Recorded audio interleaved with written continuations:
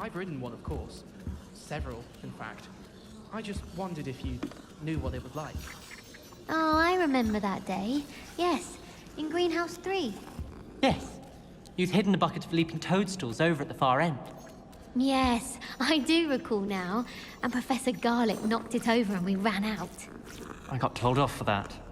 Well, I did say to distract her by asking how to handle flesh-eating slugs. Well, I was mildly distracted by the shuffling of the mandrakes, I do believe. Do you recall that part too? Oh, yes. Yes, I do. The toadstools had more than proven their name and were hopping into the mandrake pots. Tell you what, I'll forget the whole thing if you can spot me some sneezewort and scurvy grass. You after making a befuddlement draft? Yes, there's a third year who keeps enchanting my quill to go up my nose. Time he learned who's in charge here. Well, it's not you. Oh, I see what you're saying. Yes, that's rotten to enchant your quill. How foul. Plus, it's an old quill. Clearly has feathers of some horrible bird that had no pride. Very painful up a nostril, I can tell you. Fair enough.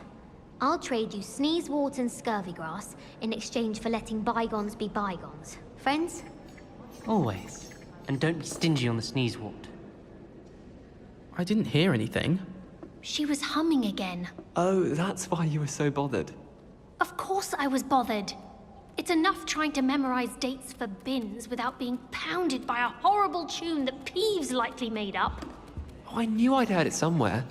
That's where it's from. Yes, it is a horrid tune. Very strange melody.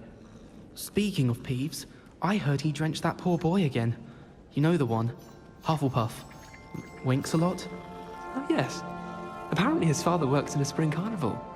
Perhaps winking's part of the trade. Well, I for one would appreciate people simply behaving in an orderly manner, without humming or winking.